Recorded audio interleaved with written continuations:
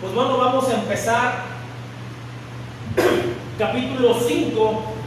Si no traes tu Biblia, los que están aquí presentes, o lo traes en tu celular, o bueno, a manera de apoyo, vamos a estar proyectando aquí las citas bíblicas para poder avanzar un poquito. Capítulo 5, versículo del 1 al 4, la palabra del Señor dice así: después de estas cosas, había una fiesta de los judíos, y subió Jesús a Jerusalén, y hay en Jerusalén, cerca de la puerta de las ovejas, un estanque llamado en hebreo Betesda, el cual tiene 5 pórticos. En estos yacía una multitud de enfermos, ciegos, cojos y paralíticos, que esperaban el movimiento del agua, porque un ángel descendía de tiempo en tiempo al estanque y agitaba el agua. Y el que primero descendía al estanque, después del movimiento del agua, quedaba sano de cualquier enfermedad que tuviese. Ahí te quiero proyectar una pequeña imagen, más o menos para los que estamos aquí presentes, darnos una idea. La foto que ves arriba de tu lado izquierdo son ruinas de lo que venía siendo ese estanque. Tal vez la foto no ilustra todo, pero abajo viene una ilustración gráfica por computadora, obviamente, que más o menos ilustra de qué manera los enfermos estaban alrededor. Dice que alrededor de ese estanque había 5 pórticos, pues los 5 pórticos estaban llenos de gente esperando, atentos al agua, a que hubiera un pequeño movimiento y el primero que se arrojara al agua podía ser sano de cualquier enfermedad. Entonces, más o menos esta foto te la pongo a manera de ilustración. Ahora, la Biblia dice, al principio dice, después de estas cosas había una fiesta de los judíos. Al parecer, si Jesús fue a esta fiesta, Jesús normalmente, siempre que había una fiesta importante era seguro que se presentaba.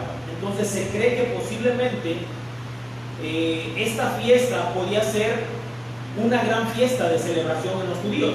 Podía ser tal vez la fiesta de la Pascua, que ustedes saben que celebraban los judíos en conmemoración del día en que Dios rescató a su pueblo de los egipcios.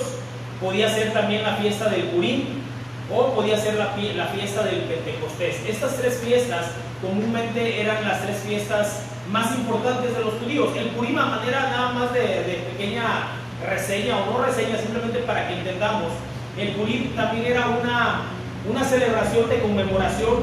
¿Se acuerdan del libro de Esther, cuando la reina salvó al pueblo, intercediendo por su pueblo, porque el rey persa quería acabar con el pueblo judío? Entonces ella intercedió y gracias a eso el pueblo judío fue liberado también. Entonces ellos celebran esa fiesta como una fiesta de, vamos a decir, conmemorando una extensión de la vida. Es decir, para ellos era un gran gozo la fiesta del Purim. Y la otra fiesta era del Pentecostés, que era una fiesta también de júbilo, pero básicamente era como una fiesta de acción de gracias, porque era el tiempo de la cosecha del trigo. Entonces el pueblo se regocijaba cosechando el trigo, porque el trigo representaba abundancia, representaba el pan, representaba el alimento. Entonces la fiesta del Pentecostés también era una gran fiesta en el pueblo de los judíos. Entonces no se sabe realmente qué fiesta. Aquí nada más la Biblia dice que había una fiesta de los judíos, pero si Jesús, porque dice la Biblia, y subió Jesús a Jerusalén precisamente a esa fiesta, a esa convocación, lo cual quiere decir que posiblemente era una fiesta importante.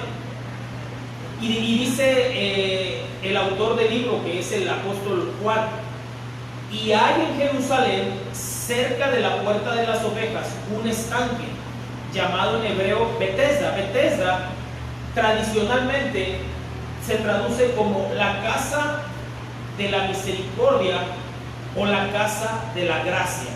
Entonces aquí podemos de alguna manera ver por qué tal vez Jesús le interesaba ir a ese lugar. Porque si hay algo que Jesús vino a enseñarnos, es la gracia del amor de Dios.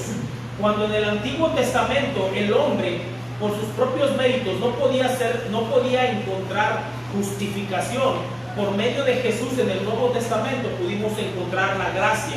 Entonces, posiblemente Jesús le dio importancia a este lugar por lo que significaba, o por darle el respaldo de lo que este lugar representaba, y al estar presente él en este lugar, daba sentido al nombre de este estanque, Betesda. Bueno,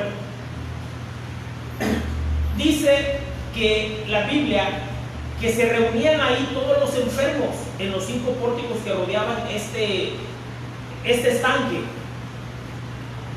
porque un ángel dice que descendía de tiempo en tiempo. Aquí la Biblia ni Jesús desmiente o afirma si en verdad un ángel descendía o no a ese lugar. Si era verdad o era un mito, bueno, ni Jesús lo desmiente. Vamos a ver más adelante que Jesús no habla nada al respecto, ni la Biblia tampoco lo desmiente. Pero lo que sí era verdad es que mucha gente creía que en ese lugar descendía un ángel, y que al sacudir el agua, el primero que cayera al agua podía ser sanado. Entonces, toda esta gente con esa necesidad se acercaba. Pero aquí lo importante es que tal vez Jesús fue atraído porque esta gente tenía fe. Tal vez, les vuelvo a repetir, Jesús fácilmente pudo haber dicho: esto es un mito, no crean en esto. Pero Jesús no lo dijo. Entonces, lo único que podemos nosotros tal vez concluir en esta parte, en esta porción, es que había mucha gente que creía que en ese lugar había una manifestación angelical que daba sanidad a aquel que se metía primero al agua.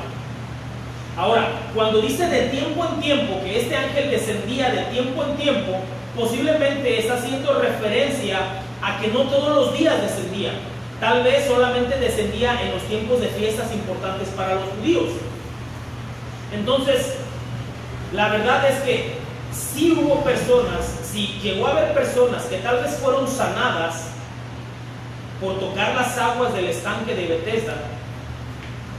Fueron una de las ocasiones inusuales de sanidad que a final de cuentas encontramos que en la Biblia que Dios ejecutaba. Es decir, si a lo mejor efectivamente había gente sanada, gente que se curaba por tocar el agua, pues seguramente es una de las situaciones, o mejor dicho, una de las ocasiones o muchas ocasiones inusuales que Dios usaba para sanar y manifestar su gloria. Y yo te quiero, aquí tengo 5, voy a enumerar, bueno, solamente voy a compartir y vamos a leer el versículo de 3 sucesos, pero tengo 5 sucesos, nada más a manera de referencia de cómo Dios puede obrar en ese estanque, pero también podía obrar en cualquier otro lugar, porque el poder de Dios es ilimitado. Por ejemplo, vamos a ver en Segunda de Reyes, capítulo 4, versículo 38 al 41, que algunos fueron sanados por una olla de potaje purificada. Vemos en el Antiguo Testamento, dice Segunda de Reyes, capítulo 4, versículo 38 al 41. Eliseo volvió a Gilgal cuando había una gran hambre en la tierra, y los hijos de los profetas estaban con él. Recuerdan que él era como maestro de muchos hijos de profetas. Por lo que dijo a su criado: pon una olla grande y haz potaje para los hijos de los profetas. Y salió uno al campo a recoger hierbas, y halló una como parra montés, y de ella llenó su falda de calabazas silvestres, y volvió y las cortó en la olla del potaje, pues no sabía lo que era. Después sirvió para que comieran los hombres, pero sucedió que comiendo ellos de aquel guisado, gritaron diciendo: varón de Dios, hay muerte en esta olla, y no lo pudieron comer. Él entonces dijo: traed harina, y la esparció en la olla, y dijo: da de comer a la gente. Y no hubo más mal en la olla. Aquí podemos ver cómo Dios obra un milagro de purificación, porque lo que estaban a punto de comer estos hijos de profetas era literalmente veneno. ¿Por qué? Porque el criado no sabía lo que recogió, él solamente lo mandaron al campo a recoger porque había escasez, no tenían recursos. Entonces él se fue al campo y lo primero que encontró: esas parecen calabacitas tiernas, pues se ven buenas para comer, pues yo me las llevo. se las llevó, aventó todo bien picadito, les hizo ahí su piquito de gallo a los hijos de los profetas para que se alimentaran, y resulta que encontraron que ese potaje era muerte. ¿Y qué hizo el profeta, el siervo de Dios? Solamente dijo: traed harina. ¿Qué capacidad tiene una simple harina de menguar el efecto de un veneno o de una toxina? No se sabe que la harina sea efectiva para eso. Tuvo que ser el poder de Dios el que cambió ese potaje. Entonces podemos ver aquí una manifestación no muy usual, pero Dios lo hizo. Otra más, vamos a ver, Segunda de Reyes, capítulo 5, versículo 10 al 14. Repito, Segunda de Reyes, por los que están anotando y los que están en las redes. Segunda de Reyes, capítulo 5, versículo 10 al 14. Vamos a ver cómo Naamán fue sanado por lavarse en el río Jordán. Entonces Eliseo le envió un mensajero diciendo: ve y lávate 7 veces en el Jordán, y tu carne se te restaurará, y serás limpio. Naamán se fue enojado diciendo: he aquí, yo decía para mí, saldrá él luego, y estando en pie invocará el nombre de Jehová su Dios, y alzará su mano y tocará el lugar, y sanará la lepra.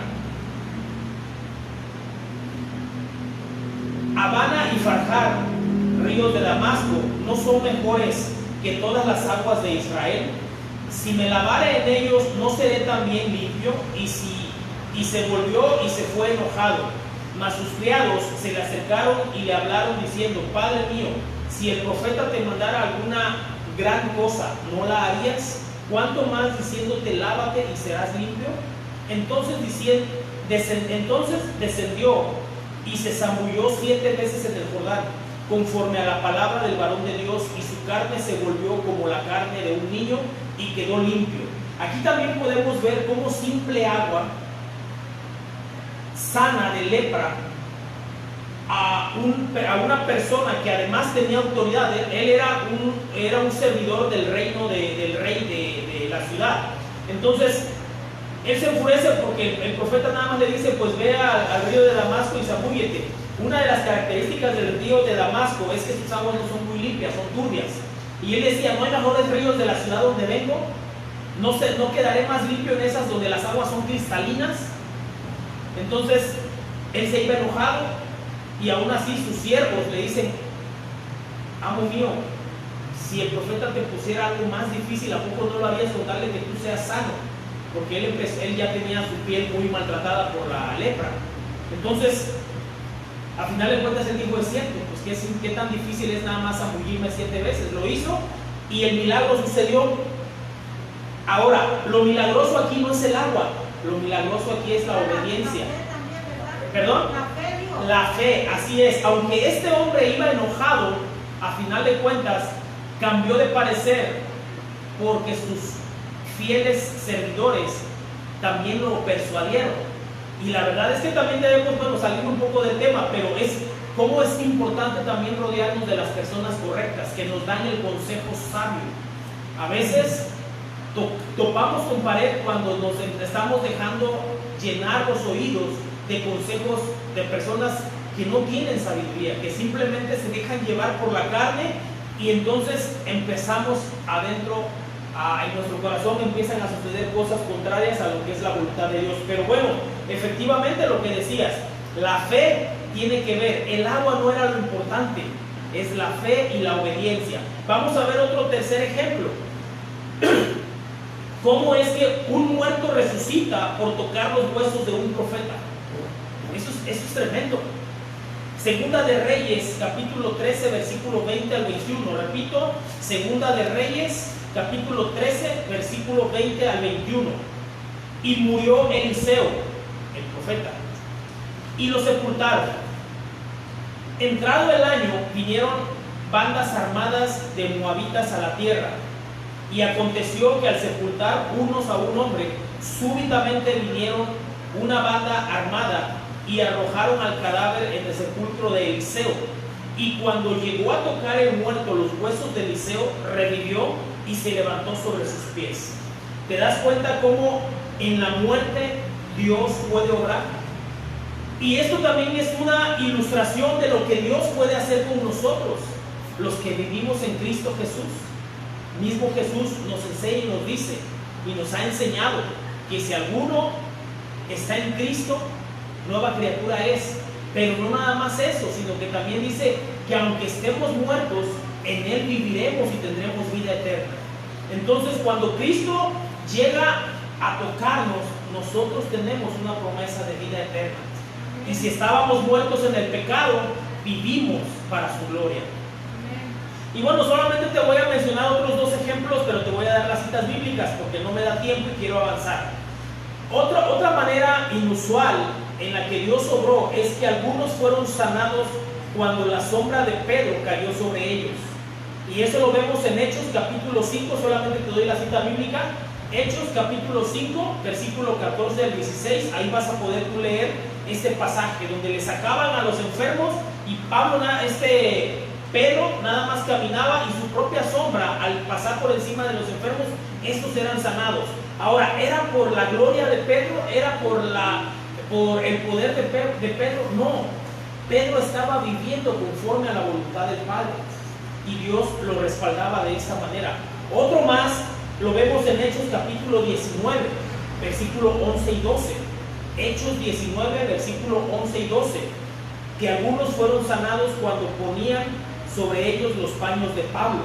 También hay un pasaje donde habla que muchos le desprendían la ropa a Pablo, a veces hasta le arrancaban parte de sus vestimentas y los ponían sobre los enfermos y estos sanaban. Y lo mismo, Pedro y Pablo no buscaban ser gloriados, ellos le daban siempre la gloria al Señor. Y esto me habla también a mí y me enseña que tú puedes ser usado por Dios cuando vives bajo la cobertura, bajo los lineamientos de su palabra. Pero debes entender que si tú eres usado por Dios, no permitas que la vanagloria llegue a tu corazón, porque toda la gloria siempre es para nuestro Señor Jesucristo. Amén. Y bueno, continuando entonces con el relato, vamos a ver capítulo 5, versículos 5 al 6. Perdón, aquí tenía una nota que se me estaba pasando. En base a estos ejemplos que vimos, vemos que Dios puede y hace cosas de formas inesperadas. ¿De acuerdo? Dios nos puede sorprender de diferentes maneras. Aquí lo importante es que tú y yo entendamos algo muy importante, que no necesariamente es de parte de Dios si algo inesperado o inusual pasa en tu vida. Es decir, hay ocasiones en que efectivamente pueden suceder cosas que nos pueden maravillar, pero no necesariamente se lo podemos atribuir a Dios. Y ahí es donde entra la importancia de que nosotros estemos en constante comunión con nuestro Señor, porque hay muchos que se dejan llevar por milagros que no necesariamente Dios ejecutó, y es importante que aprendamos a tener ese discernimiento. Esto nada más lo pongo como una pequeña nota. Pero avanzando, capítulo 5, versículos 5 al 6, dice: y había allí un hombre que hacía 38 años que estaba enfermo, ahí entre los pórticos, esperando que un ángel tocara el agua para tratar de aventarse. Dice que había un hombre que hacía 38 años que estaba enfermo. Cuando Jesús lo vio acostado y supo que llevaba ya mucho tiempo así, le dijo: ¿quieres ser sano? Fíjate bien, este hombre dice que estaba durante 38 años en esa condición paralítica. Pero él, al estar ahí, estaba mostrando que tenía fe. Es decir, paralítico. ¿Cuáles son las características de una persona paralítica? Uno, que no se vale por sí solo, ¿verdad? No se puede mover a entera satisfacción a donde él quiere, depende de otros. Entonces, pero él, al estar ahí, posiblemente alguien le ayudó para llegar hasta ese lugar. Tuvo fe al decirle a las personas, a familiares, amigos, vecinos: no sé, hermanos, llévenme al estanque porque quiero ser sanado. Ahí estaba mostrando algo de fe, ¿cierto o no? Pero otro punto que yo quiero que podamos ver es que seguramente él, al estar ahí, el estar viendo que muchos le ganaban, porque ella llevaba 38 años, tal vez esos 38 años estando en ese estanque buscando su sanidad. ¿Y ustedes creen que tal vez no se mostraba desanimado al ver que todo el mundo le ganaba? Porque cuando alguien veía que el agua se movía, el primero que caía al agua era sanado, pero él, como estaba paralítico, no se podía mover rápido. Entonces seguramente él estaba experimentando algunas emociones cruzadas, donde estaba creyendo que podía ser sano, pero al mismo tiempo estaba conformándose con que nunca lo iba a hacer. Entonces yo te pregunto a ti, ¿cómo te sentirías tú estando en la misma condición que este hombre? ¿Cómo te sentirías? Ponte un momento, como dicen por ahí, en los zapatos de tu vecino. Piensa, imagínate un momento que tú fueras paralítico y que tú sabes que tienes delante de ti, a escasos 2 metros, la posibilidad de ser sanado. Pero resulta que cuando es el momento, alguien más te gana. Pregúntate un momento, ¿cómo te sentirías tú? ¿Cómo te sentirías? Dame palabras que puedan de alguna manera a mí entender que tú estás entendiendo a este hombre. Desesperado. ¿Cómo te sentirías? Impotencia. ¿Qué más? Desanimado. Tal vez te querías poner a llorar de ver que tienes la posibilidad pero no la alcanzas. Ahora, este hombre sabía que nunca podría ganar en llegar al estanque a nadie. Y quiero que veas esta ilustración, una completa desigualdad. Imagínate que tú eres ese chaparrito que está enfrente de ese gigantón y que te pusieran a pelear y que te dijeran, si le ganas te vas a ganar $1,000,000. Yo te pregunto, sabes que estás perdido, pero si te encuentras una motivación, $1,000,000 no le cae mal a nadie. Te pregunto, ¿permanecerías en la lucha o no? Yo creo que sí. O sea, no estoy diciendo con esto que estoy motivándote a que estés queriendo desear. No, solamente te estoy poniendo un ejemplo. Tú sabes que llevas la de perder, pero sin embargo, el premio, tú dices, lo amerita intentarlo. Y te ganan una vez y te dan la oportunidad y tú lo vuelves a intentar, y te dan la oportunidad y tú lo vuelves a intentar. Pero ¿sabes por qué te voy a decir que no debe desfallecer tu fe? Porque esa ilustración que te puse se me asemeja también a David contra Goliat. No lo habías visto por ese lado. Tú solamente viste, no, pues sí está difícil ese peleador de sumo, contra mí no voy a poder. Pero ¿qué tal David, un jovencito de entre 14 y 17 años, se calcula, contra un guerrero gigante que medía casi 3 metros? Tal vez David de una estatura promedio, tal vez 1,50, 1,60, 1,70. ¿Qué te gusta? 1,80 contra uno que le llevaba el doble. Pero cuando Dios te dice que te va a respaldar, tú debes creer que Él te va a respaldar. Y ¿sabes qué? Con este hombre había alguien que lo quería respaldar. Y vamos a continuar con la historia. Cuando Jesús dice que lo vio, dice el versículo anterior, Juan, estamos en 5 al 6.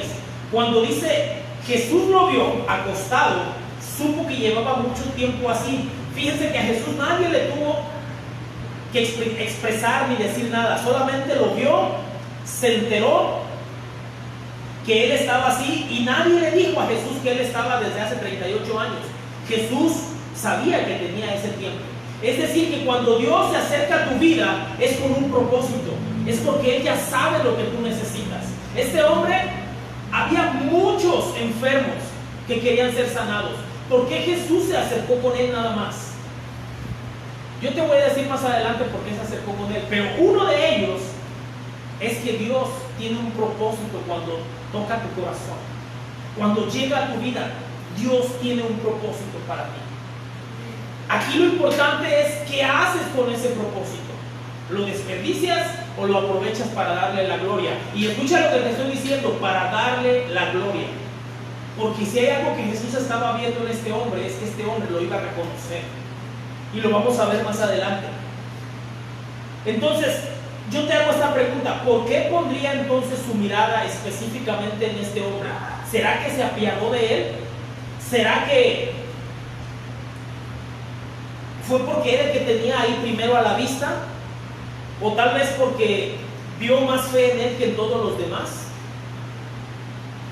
Yo creo que ninguna de estas preguntas importa más que lo que Jesús le dice a él: ¿quieres ser sano?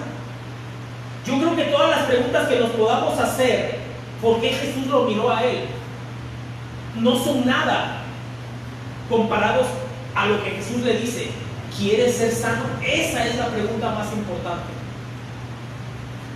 Yo te pregunto esta mañana, si estuviera Dios delante de ti, tal vez no enfermo, simplemente que Dios se acerque a tu vida, a tu corazón y te diga: ¿quieres que haga algo por ti? ¿Tú qué le dirías? ¿Tomarías la actitud como aquel joven que encontró la lámpara maravillosa de Aladino y le dijo: dame millones, dame esto, dame lo otro? ¿O le dirías: Señor, yo tal vez le diría: Señor, que tu gracia no se aparte de mí? Tenemos que aprender a pedirle a Dios sabiamente. Jesús entonces le dice a él: ¿quieres ser sano? Y mira, vamos a continuar. Jesús sabía que no todas las personas enfermas quieren ser sanadas. ¿Sabías que hay personas que están enfermas, tienen necesidad, pero aún así no quieren ser sanados? Yo te puedo explicar tal vez una de las razones, pero tal vez Jesús sabía que algunas de estas personas que están desanimadas se alejan de toda esperanza de ser sanados. Es decir, este hombre tenía 38 años y tal vez Jesús le pregunta porque a lo mejor veía que estaba desanimado, y qué tal si ese desánimo lo alejaba de ese milagro. Pero te decía yo que hay muchas personas hoy en día que saben que tienen la necesidad y no buscan acercarse a Dios. Quiero que veas esta imagen. Había un hombre que estaba lastimado de un pie. ¿Han visto ustedes este tipo de personas que están en la calle exponiendo una herida y que van caminando causando lástima para pedir dinero? Este hombre alguna vez le dijo oye, acompáñame, te voy a llevar al médico para que te cure de una vez. ¿Y sabes qué le dijo a este hombre? Le agradezco, pero ¿y si mejor me dan nada más 10 pesitos? Y él se quedó así: oye, pero es que yo te quiero llevar a que sanes, a que un doctor te revise y encuentre sanidad a tu pie, se te está pudriendo. Y este hombre llorando le dice: es que si me sanan, ¿después de qué voy a vivir? ¿Te imaginas hasta dónde la mentalidad del hombre limitada? Este hombre ya estaba acomodado, valga la redundancia, tener esa comodidad de solamente extender la mano, causar lástima por una herida a costa de su propia salud. No podía ver que él, siendo sanado, podía hacer cosas mayores. Entonces yo creo que tal vez Jesús por eso le pregunta a este hombre: ¿quieres ser sano? Oye, yo de inmediato le diría que sí, pero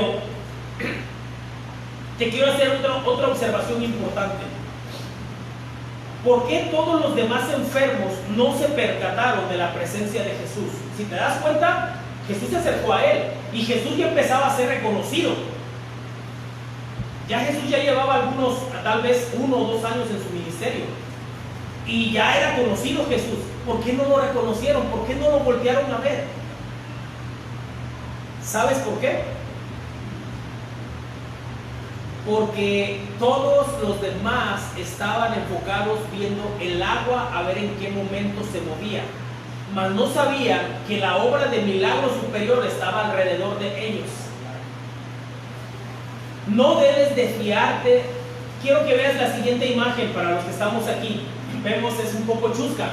Es una señora que está preparando un batido, tal vez con su mezcladora estaba preparando un merengue para un pastel, no lo sé, tal vez unos hot cakes, pero estaba tal vez distraída viendo el celular y pobre pececito que estaba en la pecera a un lado porque lo iba a triturar.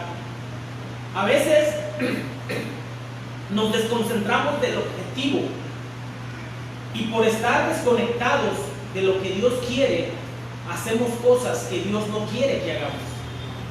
Entonces, todos estos enfermos no pudieron ver a Jesús porque su mirada estaba concentrada en ver a qué horas el ángel descendía a mover el agua, mas no sabían que el Rey de Reyes y Señor de Señores estaba con ellos.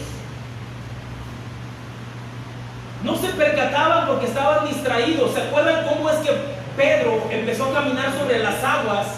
Porque caminó en fe por la palabra que Cristo Jesús le dijo, ven. Pero entonces Pedro empezó a caminar sobre las aguas. Pero ¿sabes por qué se empezó a hundir? Porque dejó de ver a Jesús, porque empezó a ver las olas bravas que lo rodeaban y entonces él se empezó a hundir. Cuando tú pierdes de vista a Cristo Jesús, te hundes en medio del pecado, en medio de la enfermedad y en medio del desconsuelo. Vamos a continuar para avanzarle versículos 7 al 9. Juan 5, 7 al 9. Señor, le respondió el enfermo, no tengo quien me meta en el estanque cuando se agite el agua, y entre tanto que yo voy, otro desciende antes que yo. Jesús le dijo, levántate, toma tu lecho y anda. Y al instante aquel hombre fue sanado y tomó su lecho y anduvo. Y era día de reposo aquel día. Fíjate que él le contesta, Señor, le dijo, no tengo quien me meta al estanque. El paralítico cada día experimentaba ese mal sabor del egoísmo de los demás. Habiendo tantos ahí, ninguno le podía, o más bien no le quería ayudar, porque no era el único que estaba ahí. ¿Sabes? Este hombre era azotado diario, bueno, no diariamente, pero todos los días que él estaba ahí presente, era siempre azotado por una expresión del egoísmo de muchos que preferían primero aventarse antes que ayudarlo. Porque yo creo que si alguien estaba enfermo de una tos, por ejemplo, o de una, no sé, vamos a poner de una gangrena, por poner un ejemplo, digo, pues yo sé que tengo la ventaja sobre él, aunque sea voy a ayudarlo. Sé que en otra ocasión yo puedo ganar y puedo ser sanado. Pero no, este hombre era azotado siempre por las expresiones egoístas de todos. Entonces, ¿te imaginas lo que él experimentaba cada vez que estaba ahí? Dice que otro descendía antes que él. Entonces su fe estaba limitada y de esta manera también limitaba a Dios. Y muchos de nosotros a veces así actuamos. Pensamos que tal vez Dios se olvidó de nosotros. ¿Sabes? Él, como estaba paralítico, tenía el concepto de que Dios también era paralítico. Es decir, por su manera de pensar, él pensaba que no podía ser sanado. Limitaba a Dios el obrar en Dios. Solamente estaba esperanzado a poder ser sumergido en el agua. Pero sin embargo, Jesús, ¿qué le dice? No oró por él, no le dio la gran predicación. Él solamente, fíjense lo que hizo Jesús, le dio una orden clara y precisa. Solamente Jesús le dijo, levántate, toma tu lecho y anda. Dos posibles respuestas pudo haberle dado aquí este paralítico. Oye, tú eres paralítico y alguien te dice, levántate, toma tu lecho y vete. Dos cosas pudiste haberle contestado. ¿Para qué lo intento si llevo 38 años? ¿Por qué me dices eso? O la otra posible es, ¿qué no escuchaste que tengo 38 años así y no he podido bajar a las aguas? Pero no. Este hombre no le contestó ninguna de estas dos posibles respuestas. Este hombre simplemente le creyó a Jesús y al instante fue sanado. Porque la Biblia dice, y al instante aquel hombre fue sanado. y tomó su lecho y anduvo. Fíjate la importancia de tres cosas que hizo este hombre. La primera, creyó. Y la segunda fue que obedeció y anduvo. ¿Cuántos de nosotros a veces queremos condicionar el milagro de Dios? Dios, si tú haces esto, yo hago esto otro. Si tú me demuestras, Dios, que existes, entonces yo voy a hacer esto otro. Este hombre no pone ese ejemplo. Este hombre simplemente le creyó a la palabra a Cristo Jesús. Tomó su lecho y anduvo. Pero fíjense que empieza aquí una pequeña contradicción y vamos a avanzarle. Porque la Biblia dice al final, y tomó su lecho y anduvo, y era día de reposo aquel día. Un mal día para hacer milagros para los religiosos de esa época. Versículo 10 al 13, vamos a ver Juan 5, versículo 10 al 13. Entonces los judíos dijeron a aquel que había sido sanado: ese día de reposo no te es lícito llevar tu lecho. Él les respondió: el que me sanó, él mismo me dijo, toma tu lecho y anda. Entonces le preguntaron: ¿quién es el que te dijo, toma tu lecho y anda? El que había sido sanado no sabía quién fuese, porque Jesús se había apartado de la gente que estaba en aquel lugar. Fíjate que los judíos, cuando la Biblia dice aquí los judíos, le dijeron a este hombre y le preguntaron que quién le había dado esa orden. En realidad no se estaba refiriendo a todos los judíos, se estaba refiriendo a los religiosos, o sea, a los judíos religiosos. Normalmente la religiosidad es lo que impide que nosotros podamos ver los milagros de Dios, ¿sabes? Ellos se preocuparon más, fíjense, porque supuestamente Jesús quebrantó una ley y eso no les permitió ver y maravillarse por el milagro que Jesús hizo en un instante de un hombre que 38 años no se podía levantar de su lecho. Es decir, tan cegados estaban por su religiosidad que no pudieron ver el milagro. Ahora bien, yo te quiero expresar algo, que los judíos realmente sí estaban queriendo llevar a cabo una ley de parte de Dios. El problema es que lo hacían con un afán tan religioso que se salían del plan de Dios. Acompáñame a Levíticos capítulo 23, versículo 1 al 3. Te voy a mencionar el versículo que habla acerca del mandato de Dios cuando puso el reposo, el día de reposo. Levíticos 23, 1 al 3. Habló Jehová a Moisés diciendo: habla a los hijos de Israel y diles: las fiestas solemnes de Jehová, las cuales proclamaréis como santas convocaciones, serán estas: 6 días se trabajará, mas el séptimo día será de reposo. Santa convocación, ningún trabajo haréis. Día de reposo es de Jehová en donde quiera que habitéis. ¿Sabías que Dios dio esta orden haciendo alusión también al descanso que Él tomó cuando formó la creación? En Génesis capítulo 2 vimos y aprendimos cuando Dios terminó el sexto día, la creación, se tomó el séptimo día como un día de reposo. ¿Y sabes para qué reposó Dios? Para admirar y contemplar la belleza de su creación. Te pregunto, ¿es algo religioso eso? Detenerte a ver algo que Dios hizo. Dios tomó el día séptimo como un día de reposo, y como Él tomó ese día de reposo, quería que su pueblo también practicara ese día de reposo. Y efectivamente la palabra dice, en lo que acabamos de leer, dice: santa convocación, ningún trabajo haréis. Día de reposo es de Jehová en donde quiera que habitéis. Pero ¿sabes algo? Los judíos lo llevaron al extremo. ¿Cuál es ese extremo religioso? Que no podían ni siquiera, ni un palillo para sacarse los dientes no podían ni siquiera hacer el esfuerzo de agarrar un palillo de dientes para meterlo a la bolsa y llevárselo, porque ya estaban pecando. Yo te pregunto, ¿eso realmente será un pecado o será faltarle a Dios? Porque a lo mejor hoy entonces el día de reposo, para nosotros a lo mejor el día de reposo pudiera ser el domingo, que es un día que le dedicamos a Dios, porque el día de reposo es un día de dedicación a Dios. O sea que el domingo ni mi Biblia me traigo, porque implica un esfuerzo. De hecho, la gente, otras iglesias han dicho que no se debe hacer los estudios el domingo porque es día de reposo. Y yo digo que eso está mal, porque ya es religión, como dice usted. Es religiosidad. Realmente el Sabbat es un día sábado de guardar para los judíos. Dije judíos, nosotros no somos judíos. En el Nuevo Testamento, ya lo mencioné en una clase, en el Nuevo Testamento se ve cuando la iglesia primitiva, es decir, en el libro de los Hechos, se ve cómo la iglesia se empieza a congregar los domingos.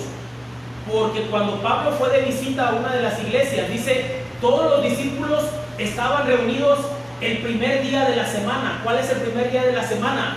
Domingo, es el primer día de la semana. Si es cierto, el Sabbat es de los judíos, es un día de reposo para ellos, es un día dedicado a Dios. Pero yo siempre he dicho, no vamos a entrar en religiosidades. Tú dedícale un día a Dios y lo quieres hacer el miércoles, el jueves, el viernes, el sábado, el domingo, el día, pero dedícaselo a Dios. Pero para no salirme del tema, y gracias por el comentario, pero la verdad es que estos religiosos cayeron en ese legalismo. Entonces, eso les impidió a ellos ver el milagro. Ahora, vamos a ver qué contesta Jesús a los religiosos respecto al día Sabbat o al día de reposo. Mateo 12, versículo 10 al 12. Mateo 12, versículo 10 al 12. Y esto es Jesús contestándole a los religiosos, se los aclaro, no soy yo. Los religiosos estaban más enfocados, Mateo 12, versículo 10 al 12. Y he aquí, había allí uno que tenía seca una mano. Y preguntaron a Jesús, fíjense lo que le preguntaron a Jesús para poder acusarle, dice la Biblia. ¿Es lícito sanar en el día de reposo? Él les dijo, ¿qué hombre habrá de vosotros que tenga una oveja y si ésta cayere en un hoyo en día de reposo, no le eche mano y la levante? Pues, ¿cuánto más vale un hombre que una oveja? Por consiguiente, es lícito hacer el bien en los días de reposo. Es decir, Jesús les estaba diciendo a los religiosos, a ver, hipócritas, si tú tuvieras una oveja y en Sabbat cae en una zanja, ¿la vas a dejar morir? Oye, es tu ganancia, es tu alimento, ¿la vas a dejar morir? No se ve la contestación, pero seguramente sí la rescatarían. Entonces, están haciendo un trabajo, un esfuerzo. Entonces Jesús les estaba diciendo, no sean religiosos hipócritas. Y además Él termina diciendo, fíjense lo que termina diciendo Jesús en ese versículo. Les dice, por consiguiente, es lícito hacer el bien en los días de reposo. Y más adelante, ya no lo puse, pero más adelante también Jesús les dice, mi Padre hasta el día de hoy sigue trabajando. Si Dios no trabajara, no recibirían milagros, no recibiríamos milagros. Dios hasta en el día de reposo hace milagros. Entonces Jesús no vino a condenar el día de reposo, ni vino a meterle más religiosidad al día de reposo. Jesús solamente vino a equilibrar la religiosidad de los judíos. Vamos a continuar porque ya me sonó mi alarma y quiero terminar. ¿Quién es el que te dijo toma tu lecho y anda? Le preguntaron. Los religiosos estaban más enfocados entonces en saber quién ordenó al hombre llevar su lecho en el día de reposo. No les interesaba la manifestación de Dios entonces. Ahora, fíjate bien, aquí es algo bien irónico.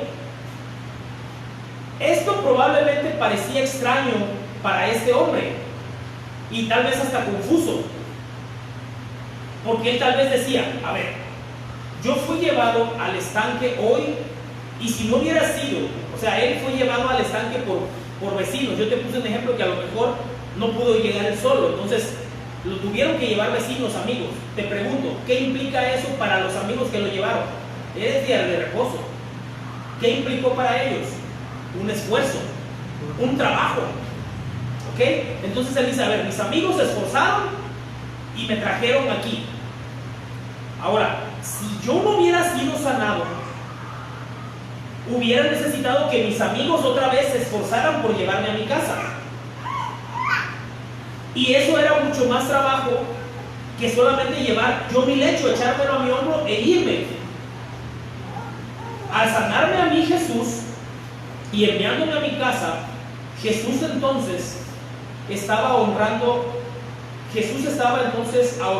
trabajo en el día de reposo, en el día de descanso. Es decir, es algo irónico, cuando esos hombres judíos, religiosos, se supone que estaban celosos porque Jesús quebrantó el día de reposo, este hombre se queda, a ver, si Jesús no me hubiera sanado, entonces hubieran pecado mis amigos porque se iban a esforzar, iban a trabajar por culpa mía para llevarme a mi casa. Sin embargo, Jesús me sana y no implica mucho trabajo. Un lecho era, no sé, un petate, una colchoneta, hoy le decimos así, ¿no? Pero eso era un lecho, una cama portátil, vamos a decir. ¿Qué era más esfuerzo? ¿Que entre 2 o 3 amigos llevaran al paralítico cargando hasta su casa? ¿O que él simplemente se levantara, tomara su pequeña cobija y se fuera? Entonces, como que ese choque irónico seguramente estaba revoloteando en la cabeza de este hombre. Eso es lo que hace la religiosidad, desenfocarnos en las cosas que verdaderamente importan en el reino de Dios.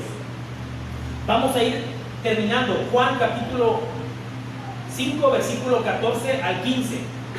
14 y 15. Versículo 14 y 15. Después le halló Jesús en el templo. ¿Dónde dice que lo halló Jesús? El templo. ¿A quién? Al que sanó. ¿Te das cuenta por qué Jesús lo escogió? Oye, ¿a qué vas al templo? ¿A mascar chicle? ¿A qué vas al templo? ¿A vender tus cosas? ¿A qué venimos nosotros aquí al templo? A la casa de Dios. A glorificarlo. ¿Con qué empezamos? Con alabanzas. Empezamos a alabarlo. Aprendemos de su palabra. Nos acercamos a su presencia. Entonces Jesús conocía el corazón de este hombre y por eso se acercó a él desde un principio, porque sabía que ese hombre le iba a reconocer.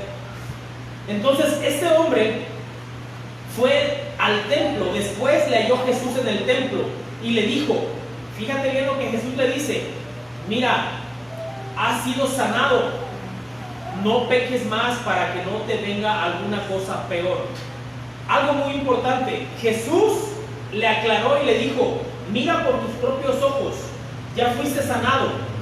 Y yo creo que Jesús estaba queriendo que él entendiera que la sanidad de él era permanente.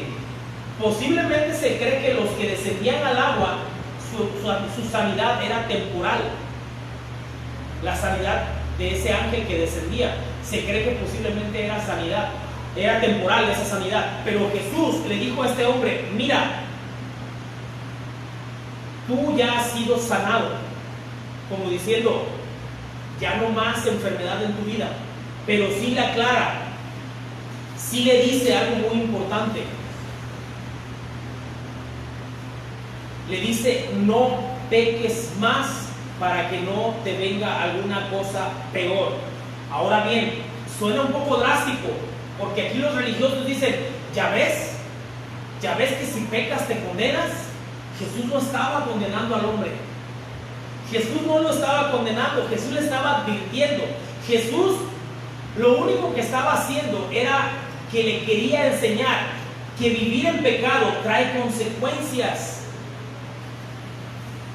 ¿Recuerdas Primera de Corintios? No sé si lo puse. Primera de Corintios, no lo puse. Pero Primera de Corintios, capítulo 10, versículo 23, dice el apóstol, todo me es lícito, pero no todo conviene. Todo me es lícito, pero no todo edifica. Básicamente Jesús le estaba diciendo, no peques más, porque el pecado trae consecuencia. Cuando Jesús le dijo, no te vaya a acontecer algo peor, A ver, te pongo un ejemplo simple.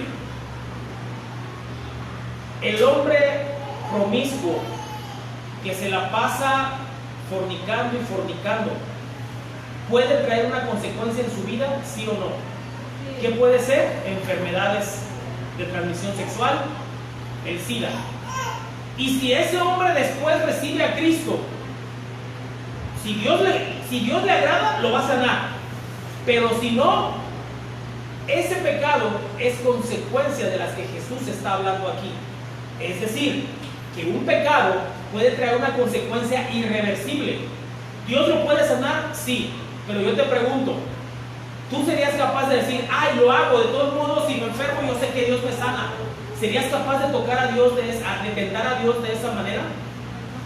Mira que la Biblia dice que a Dios no se le puede engañar porque Él conoce el corazón de los hombres. Entonces no podemos jugar con esas cosas. Cuando Jesús le dijo esto a este hombre, no lo estaba condenando ni amenazando. Solamente le estaba diciendo, cuídate de no pecar, porque los pecados traen consecuencias. A eso se estaba refiriendo Jesús. Entonces, el consejo de Jesús cuando siempre sanaba a alguien, ¿se acuerdan de la mujer que también la querían matar porque la encontraron en adulterio? Que la querían matar a pedradas porque era parte de la ley. Moisés decía que si alguna mujer era encontrada en adulterio, muriera a pedradas. Bueno, cuando los hombres le trajeron a Jesús a esta mujer pecadora, lo pusieron a prueba a Jesús, a ver qué nos dice Jesús. Entonces yo creo que esos hombres dijeron, a ver, si Él nos dice que no la matemos, entonces está en contra de la ley de Moisés. Y si dice que la matemos, entonces ¿dónde está su amor y dónde está su sabiduría si dice que es hijo de Dios? ¿Te das cuenta del tipo de trampas que le tendían a Jesús?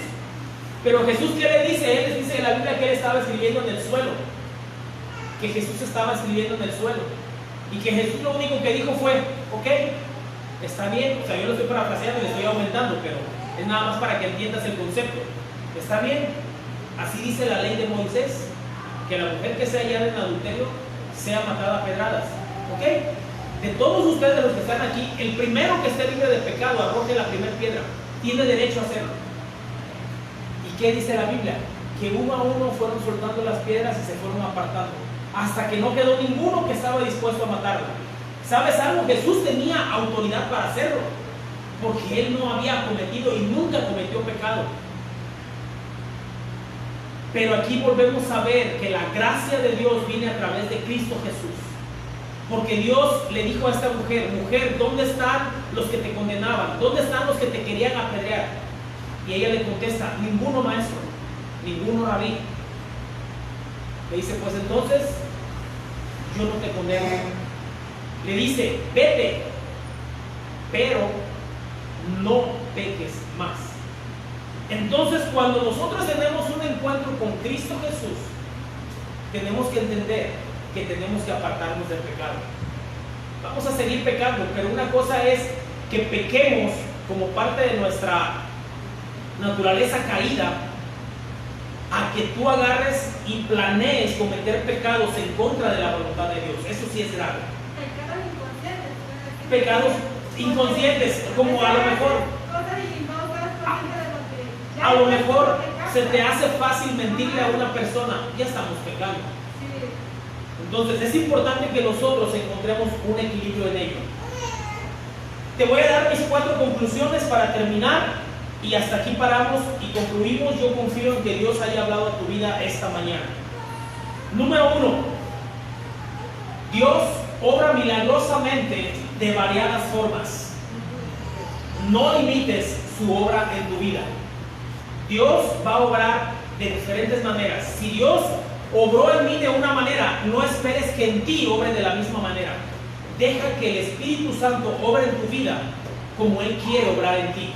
Porque yo tengo un propósito, tú tienes otro propósito, pero todos pertenecemos al mismo camino de Dios y al cuerpo de Dios, al cuerpo de Cristo. Todos tenemos diferentes funciones. Deja que Dios obre en tu vida. Número 2, nunca mires tus limitaciones.